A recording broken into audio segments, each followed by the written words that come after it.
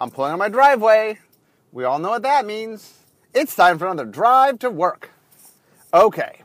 Last we talked about Theros, I had begun doing my card-by-card stories, and I had gotten up to A, which means today we get to go to B. Exciting.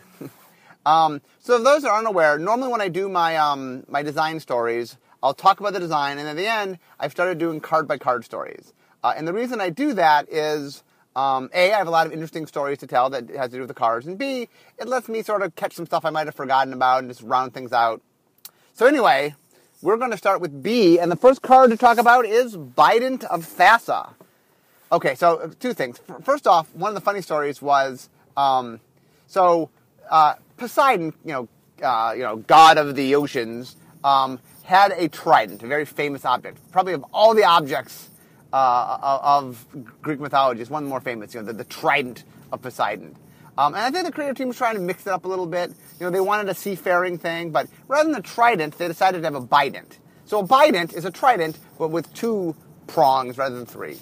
The problem is, trident is a pretty well-known, famous thing, and a bident, not so much. So every time it would come up, that's what happened every time, is, I would say, oh, it's the Bident of Thassa, and the person would go, what? The Bident, what's that? Like a trident, but a bident. And then they go, oh. And it's just funny that for some reason in your brain, even though, tricycle, bicycle, buys two, tries three, people get that. For some reason, a bident as being a two-pronged trident was never obvious to people. And so, anyway, so I thought I'd use the bident to talk about how we ended up with enchantment artifacts. When I get to the Spear of Heliod, I'll explain how we got these things in the first place. But this story is more like, okay, we're going to do them. We have the weapons of the gods, and now, if you had asked me before the whole thing began, if I was going to make enchantment artifacts, I would have said no. And probably emphatically no. And I would say, oh, that's dumb. Why would you make enchantment artifacts? It doesn't even make any sense.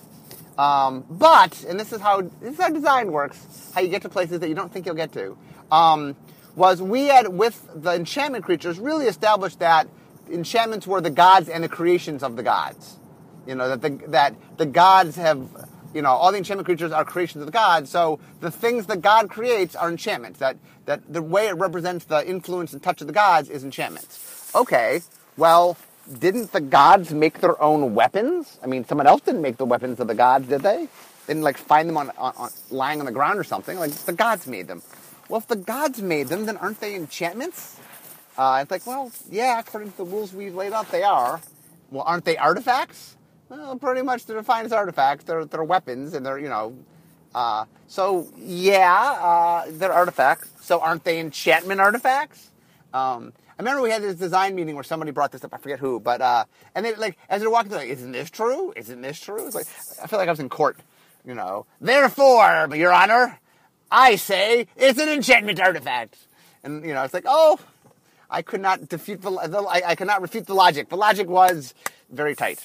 So they became enchantment artifacts. And once again, like I said, the reason I was okay with it is the enchantmentness meant something and the artifactness meant something. Now, be aware that one of the things I was very adamant about was whenever you have cross-pollination of two different card types, I want to make sure that both card types come through. Lucent Limited, one of my big issues with it was a creature, but it didn't feel like an enchantment. So I wanted to make sure these things were both enchantments and artifacts.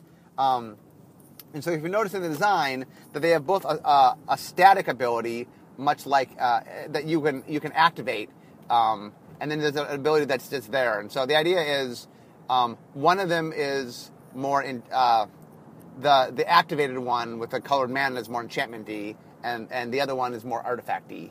So anyway, we wanted to make sure that they both had that feel.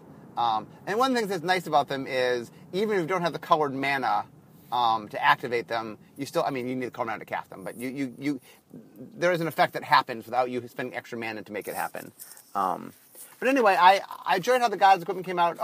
I keep calling them equipment. So originally, by the way, they were equipment. Originally, when we handed over the file, it was enchantment artifact dash equipment.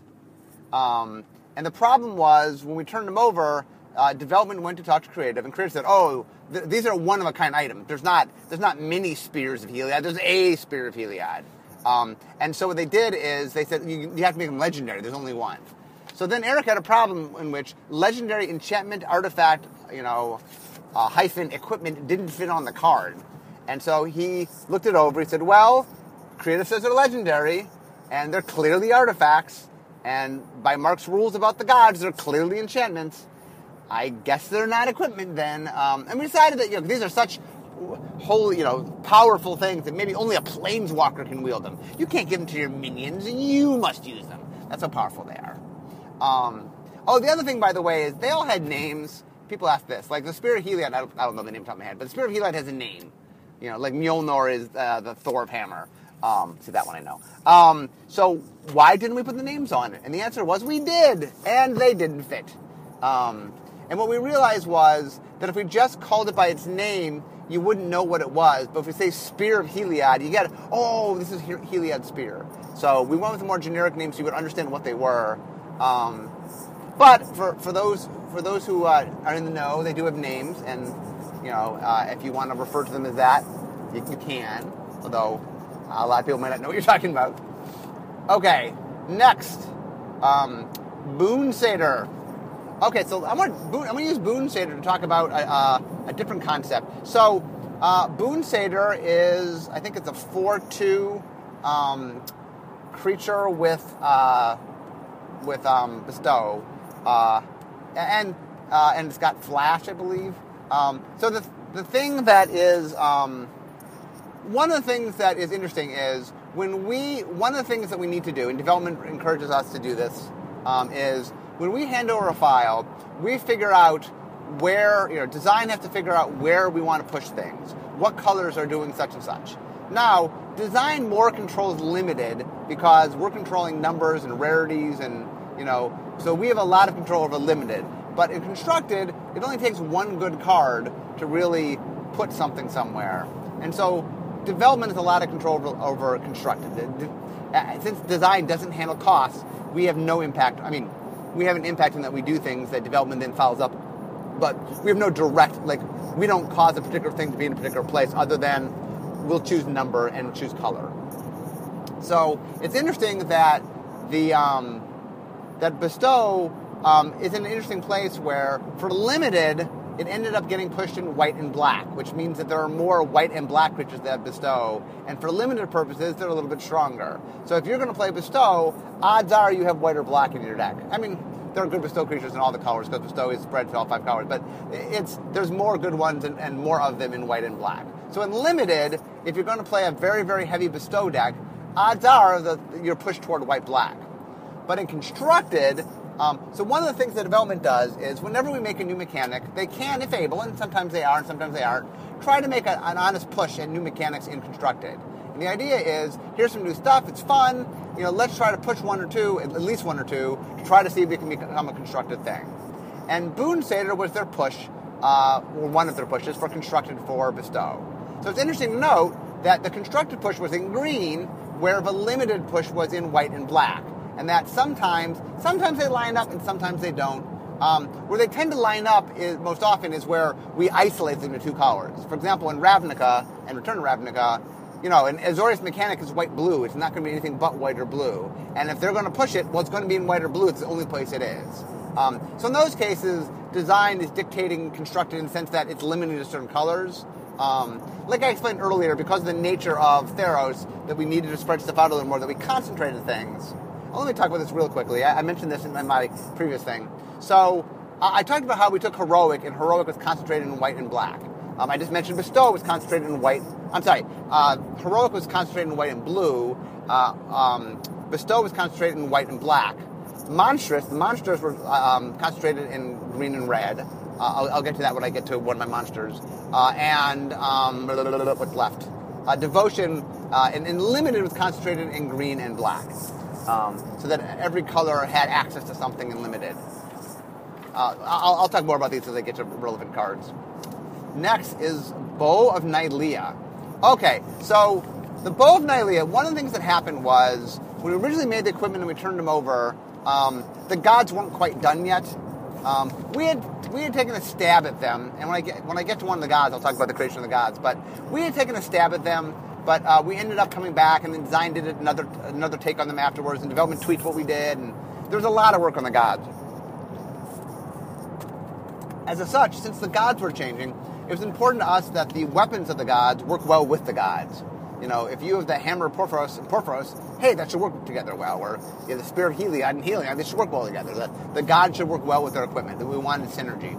So one of the things that happens during development is we'll create what we call mini teams, which they're mini design teams. And the idea is that we'll take a problem, usually one isolated problem, and then put together a team, and that team will meet for usually just a week or 2 weeks, not too long, sometimes a little longer for the bigger project, and hammer out sort of, you know, it's a team that like their only dedication is one problem, so they're very hyper-focused on that problem. So Eric made a design team for the gods and their equipment. And really what it was is to fine-tune the gods and fine-tune the equipment so they'd line them up and make them all work. I don't remember the whole team. I know Eric was on the design team. I was on the design team. Aaron Forseth was on the design team.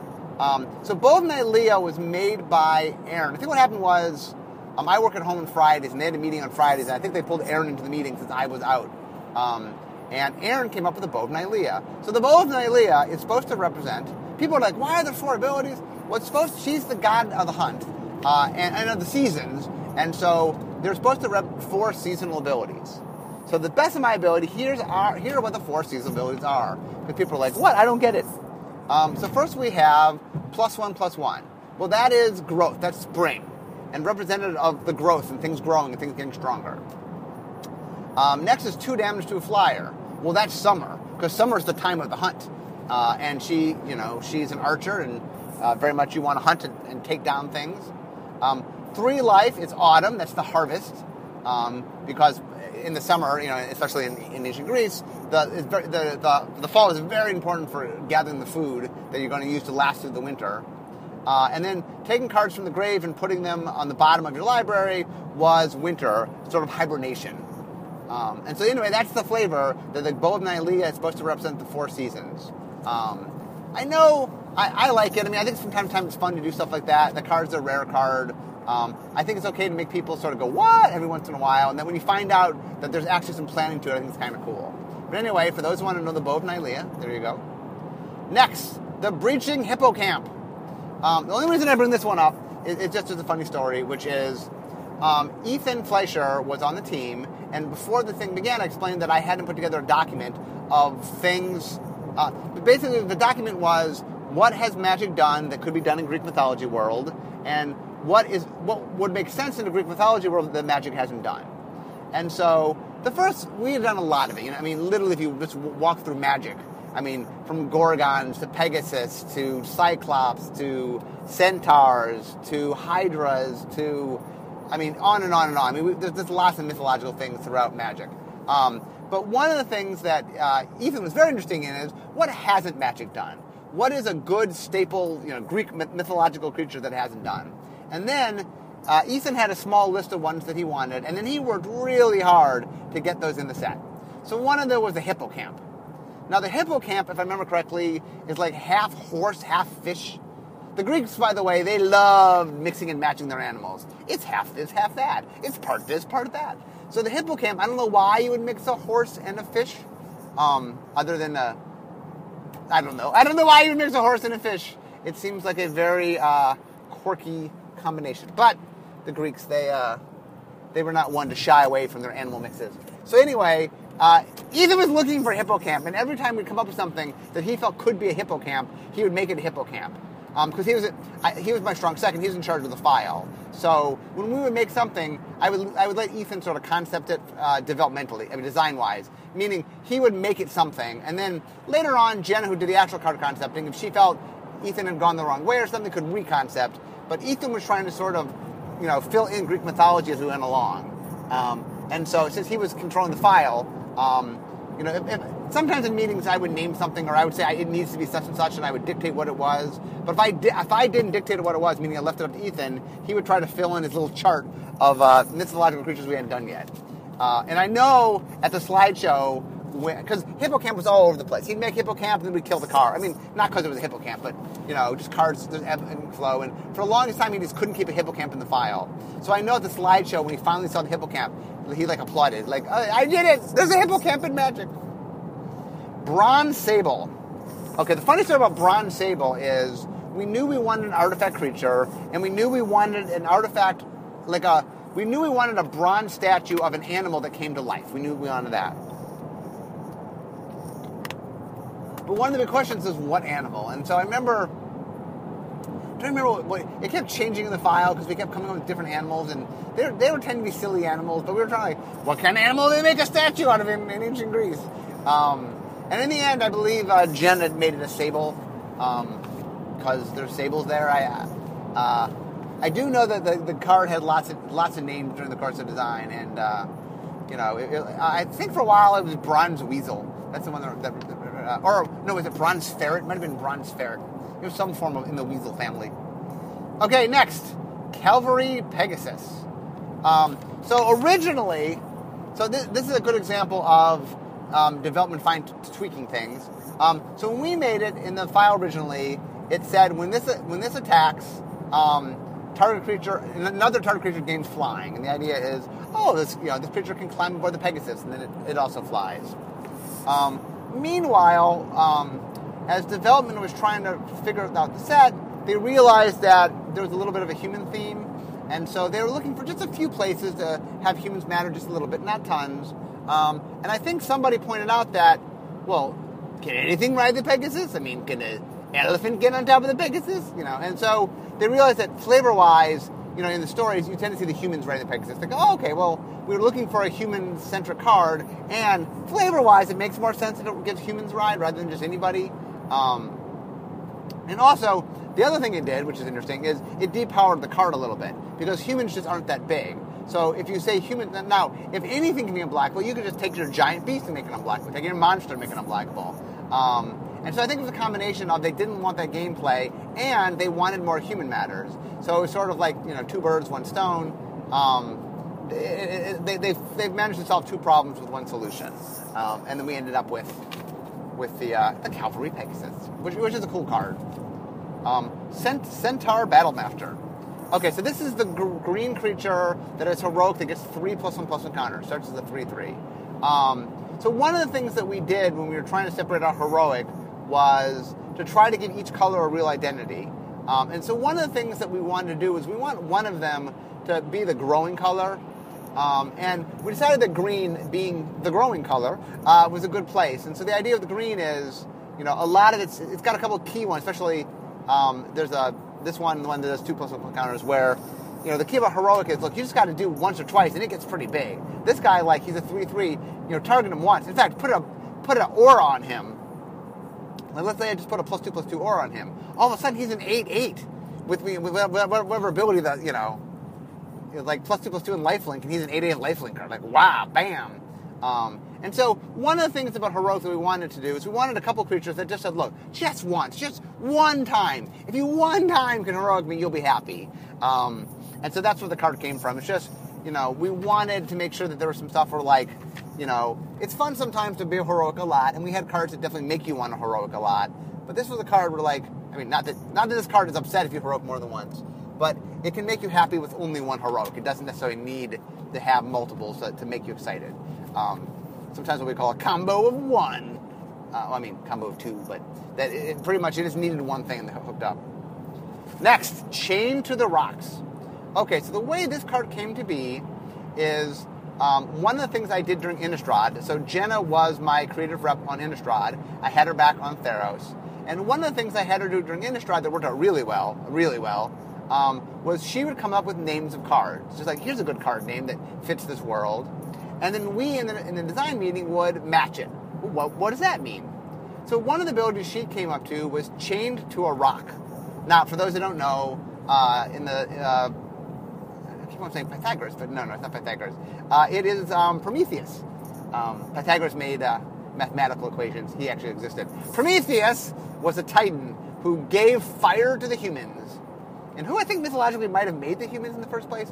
Anyway, he gives fire to the humans, upsets the gods torture him, and the torture is they chain him to a rock, and they have an eagle tear out his liver every day, and then it grows back, and every day it tears out his liver again, until, I guess, Hercules eventually frees him. Anyway, so she had come up with Chained to a Rock was the name of the card originally.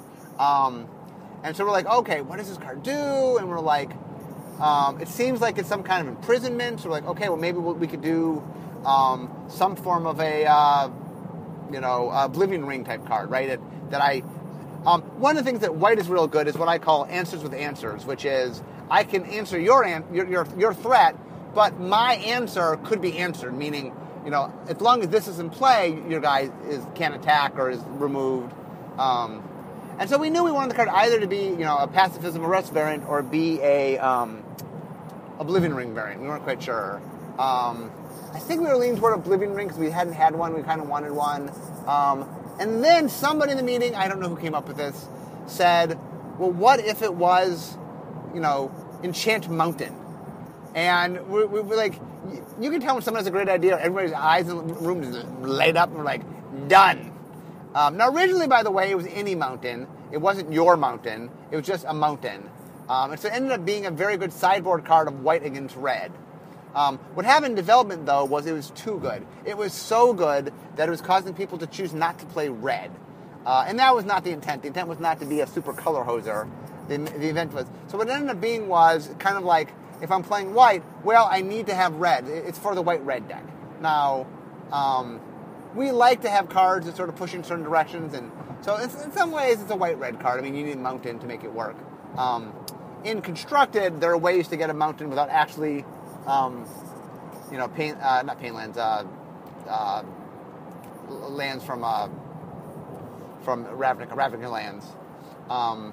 So there are ways to get planes without actually having to have red stuff in your deck. But anyway, we made that card. In the same meeting, we also made Rescue from the Underworld. And I loved both those cards. In fact, they're my two favorite cards in the set. And I remember saying in the meeting, guys, before we left, I said, okay, see these two cards? These are the cards. This is what I want. This is what the set needs to be. If we can make cards like this, we will succeed.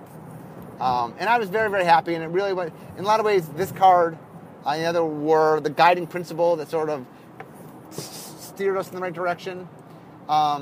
One last thing. So the actual card is called Chained to the Rocks. Why was it chained to a rock to change the rocks? I asked. I don't know. It's something like that. He probably wasn't tied to a singular rock, but like a mountain, which would be a bunch of rocks. And anyway, they're both good names. But it's one of those things where I was really used to the name, and it almost stayed. It's like I still sometimes call it Chained to a Rock, and then people are like, "You mean Chained to the Rocks?" I'm like, well. Anyway, it's a fun card. And the other thing that's interesting is when we first made it, it was common, and it was really, really good. So we moved it up to uncommon because it was too good for limited.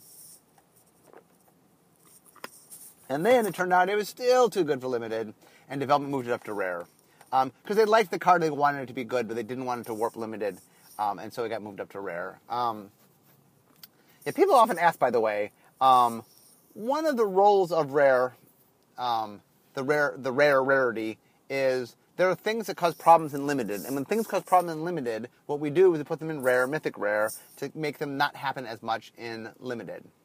But if the card is for somebody, we have to put it somewhere. Meaning, if we want to do the card, and the point is not for limited, we want to do the card, then it has to go in rare and mythic rare. And I know there's a lot of cases where there's some card that is a bomb in limited. Like, why'd you make this card? Like, well, if you see it in rare or mythic rare, it was not made for limited. At best we understood it impacted limited, and we moved it out of, common, uncommon to minimize its effect on limited. But look, we make cards for many reasons, and if a card has a reason to be made, it will be made. And that, just because a card impacts unlimited, we're not going to take a card that we think somebody will really like, that's for somebody else, and not make it because it'll mess up limited. We will restrict how much it gets in limited by changing its rarity. But there are lots of ways to play Magic and lots of different audiences to Magic, and so there are cards that maybe they're bombs in limited, but they're also making someone else happy somewhere else, and that's something. Magic is a game for many people and many players, and we have to make sure that every single set is for every single member. And that is tricky. That's probably one of the hardest things about Magic is, I say this all the time, Magic's not really one game, it's mini games. And every time we design for it, we have to design for, at least for normal expansions.